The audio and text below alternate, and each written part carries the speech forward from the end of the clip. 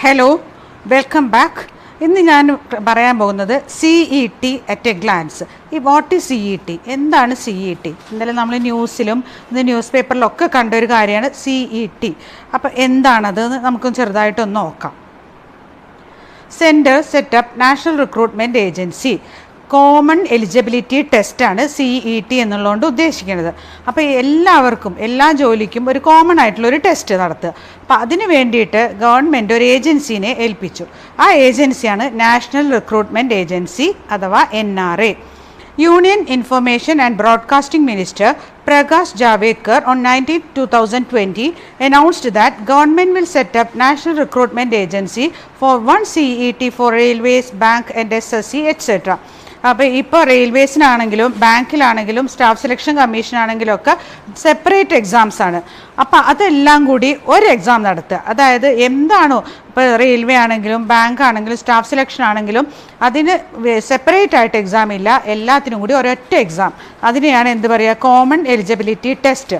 അപ്പോൾ അത് 19th 2020, അതായത് ഇന്നലെയാണ് ബ്രോഡ്കാസ്റ്റിംഗ് മിനിസ്റ്റർ പ്രകാശ് ജാവേദ്കർ അത് നിയമസഭയിൽ പറഞ്ഞത്. ഇങ്ങനെ ഒരു ഇതുണ്ട്, ഇതിന് നാഷണൽ റിക്രൂട്ട്മെൻറ്റ് ഏജൻസിനെ ഏൽപ്പിക്കുകയാണ് എന്നുള്ള കാര്യം. It was a part of the announcements made by Finance Minister Nirmala Sitharaman in her Union Budget speech on February 1st this year. ഇപ്പോൾ 2020 ബജറ്റ് അവതരിപ്പിക്കുമ്പോൾ നമ്മുടെ ഫിനാൻസ് മിനിസ്റ്റർ നിർമ്മല സീതാരാമൻ ഇതിനെപ്പറ്റി സൂചിപ്പിച്ചിട്ടുണ്ടായിരുന്നു. ഇങ്ങനെ ഒരു കോമൺ ടെസ്റ്റ് നടത്താനുള്ള ഒരു ആലോചനയിലാണ് എന്ന് പറഞ്ഞിട്ടുണ്ടായിരുന്നു. Union Cabinet has approved a proposal to set up a National Recruitment Agency, that is NRA, for conducting the proposed common eligibility test for recruitment of Group B, that is non-gazetted, and Group C, non-technical, in the central government and public sector banks.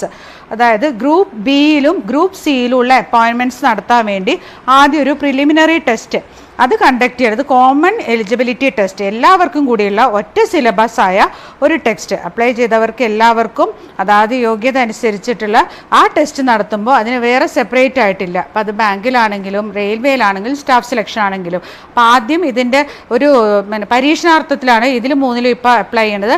അത് കഴിയുമ്പോൾ എല്ലാത്തിലും അങ്ങനെ common eligibility test വരും. അപ്പോൾ ഇത് എന്തിനാണ്, ആർക്ക് വേണ്ടിയിട്ടാണ്, ഏതൊക്കെ റിക്രൂട്ട്മെൻറ്റിനാണ്? Group B and group C. Group B എന്ന് പറഞ്ഞാൽ നോൺ ഗസറ്റഡും ഗ്രൂപ്പ് സി എന്ന് പറഞ്ഞാൽ നോൺ ടെക്നിക്കൽ വിഭാഗത്തിലും വരുന്ന recruitments. With the approval of this, job seekers of India who apply for multiple exams to various government and public sector agencies will now have to appear for a single online entrance test CET, which will be valid for up to 3 years. അപ്പോൾ ഇതിൻ്റെ validity അല്ലെങ്കിൽ rank ലിസ്റ്റിൻ്റെ കാലാവധി 3 വർഷമായിരിക്കും. Result declare ചെയ്തിട്ട് 3 വർഷം, result declare ചെയ്ത date തുടങ്ങി 3 വർഷമായിരിക്കും rank ലിസ്റ്റിൻ്റെ കാലാവധി. ഈ 3 വർഷത്തിനുള്ളിൽ ഏതിലാണോ ജോലി സാധ്യത അതിലേക്ക് ജോലിക്ക് ഇവരെ പരിഗണിക്കും. ദ മേജർ ഫീച്ചേഴ്സ്, ഇനി എന്തൊക്കെയാണ് ഇതിൻ്റെ features? No separate exam but a single online CET for non-gazetted posts in the government and public sector banks. Railway staff selection അതുപോലെ തന്നെ പബ്ലിക് ബാങ്ക്സ്, ബാങ്കിലൊക്കെ റിക്രൂട്ട്മെൻറ്റിന് വേറെ വേറെ എക്സാംസ് ഇല്ല, ഒരൊറ്റ online exam. CET will be valid up to 3 years from the date of declaration of results.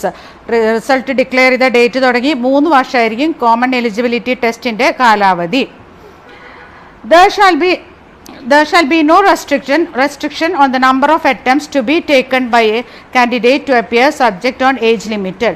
അതായത് എത്ര പ്രാവശ്യം വേണമെങ്കിലും ഒരു കാൻഡിഡേറ്റിന് എഴുതാം. അതിൽ നോട്ടിഫിക്കേഷനിൽ പറയണ്ടാവും ഏജ് ലിമിറ്റ്. ഓരോ ജോലിക്കും ഏജ് ലിമിറ്റ്സ് ഉണ്ട്. ഇപ്പോൾ 35 ആവാം, 40 ആവാം. അപ്പോൾ അങ്ങനെ അപ്പർ ഏജ് ലിമിറ്റ് ആവുന്നത് വരെ ഒരു കാൻഡിഡേറ്റിന് എത്ര പ്രാവശ്യം വേണമെങ്കിലും CET എഴുതാം. The best of valid scores shall be deemed to be the current score of the candidate. അപ്പോൾ അങ്ങനെ എത്ര പ്രാവശ്യം എഴുതിയാലും അതിൽ ഏറ്റവും കൂടുതലുള്ള സ്കോറാണ് പരിഗണിക്കുക. ജോലിക്ക് വേണ്ടി പരിഗണിക്കുമ്പോൾ അവർക്ക് ആ കിട്ടിയ എത്ര പ്രാവശ്യം അറ്റംപ്റ്റ് ചെയ്താലും കുഴപ്പമില്ല, പക്ഷേ അതിലേറ്റവും ബെസ്റ്റ് സ്കോറായിരിക്കും പരിഗണിക്കുക. CET merit list by the NRA will also apply for recruitment of state government jobs on a cost sharing basis. അപ്പോൾ ചില ജോലികൾ സെൻട്രൽ ഗവൺമെൻറ്റും സ്റ്റേറ്റ് ഗവൺമെൻറ്റിനും അപ്പോയിൻറ്റ് ചെയ്യാം, അല്ലെങ്കിൽ അവർ രണ്ടാളും കൂടിയുള്ള ചില ജോലികളുണ്ട്, അതിലും CET ആപ്ലിക്കബിൾ ആണ്. The NRA will be similar to the National Testing Agency. National testing agency എന്ന് പറഞ്ഞു കഴിഞ്ഞാൽ MBBSനും എഞ്ചിനീയറിങ്ങിന് വേണ്ടിയിട്ട് കോമൺ എക്സാം നടത്തുന്ന ഒരു ഏജൻസിയാണ്. അതിൻ്റെ അതേ സിമിലാരിറ്റി അതേപോലെ തന്നെയാണ് NRAയുടെ പ്രവർത്തനങ്ങൾ. The NRA will set up exam centers in every district.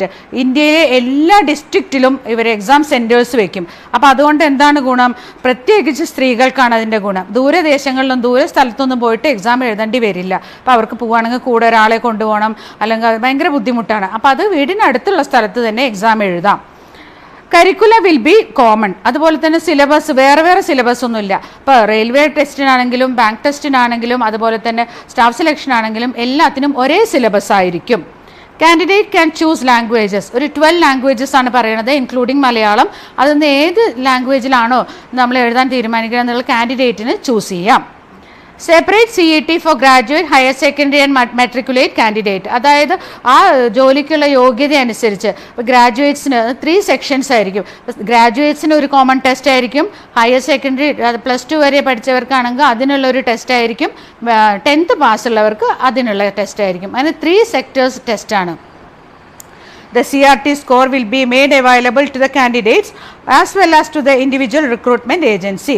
ഇതിൻ്റെ സ്കോർ എഴുതിയ കാൻഡിഡേറ്റിനും കിട്ടും, അതുപോലെ തന്നെ റിക്രൂട്ട്മെൻറ്റ് ഏജൻസിക്കും കൊടുക്കും. അപ്പോൾ ഈ പ്രിലിമിനറി ടെസ്റ്റിൽ നിന്ന് അവരൊരു റാങ്ക് ലിസ്റ്റ് ഉണ്ടാക്കും. അതിൽ നിന്നായിരിക്കും BSRB ആണെങ്കിലും അതുപോലെ തന്നെ റെയിൽവേ റിക്രൂട്ട്മെൻറ്റ് ബോർഡ് ആണെങ്കിലും അതുപോലെ തന്നെ സ്റ്റാഫ് സെലക്ഷൻ കമ്മീഷൻ ആണെങ്കിലും അതിൽ നിന്നായിരിക്കും ഉദ്യോഗാർത്ഥികളെ റിക്രൂട്ട് ചെയ്യുക. അതിൻ്റെ ബേസിസിലായിരിക്കും റിക്രൂട്ട് ചെയ്യുക. അപ്പോൾ ഇതുകൊണ്ടുള്ള ഗുണങ്ങൾ എന്തൊക്കെയാണ്? ഒന്ന്, ഞാൻ ആദ്യം പറഞ്ഞ പോലെ ട്രാൻസ്പോർട്ടേഷൻ. പിന്നെന്താണ്, പൈസ അധികം ആവില്ല. കാരണം മറ്റത് ഓരോ ടെസ്റ്റിനും നമ്മൾ ഓരോ ഫീസ് അടയ്ക്കേണ്ടി വരും. ഇത് ഇതാണ്, ഒരു ഓൺലൈൻ രജിസ്ട്രേഷനാണ്. അപ്പോൾ അതുകൊണ്ട് ഫീസ് അധികമായിട്ട് നമ്മൾ ചിലവാക്കേണ്ടി വരില്ല. അതുപോലെ തന്നെ നമുക്ക് നമ്മുടെ അടുത്തുള്ള സ്ഥലത്ത് എഴുതാം, നമ്മുടെ ഇഷ്ടമുള്ള ലാംഗ്വേജിൽ എഴുതാം. അപ്പോൾ ഇത് എന്തുകൊണ്ടും വളരെ ഉപകാരമുള്ളൊരു കാര്യമാണ്. അപ്പോൾ എക്സാം എഴുതാൻ പോകുന്ന എല്ലാവർക്കും ഓൾ ദ ബെസ്റ്റ്.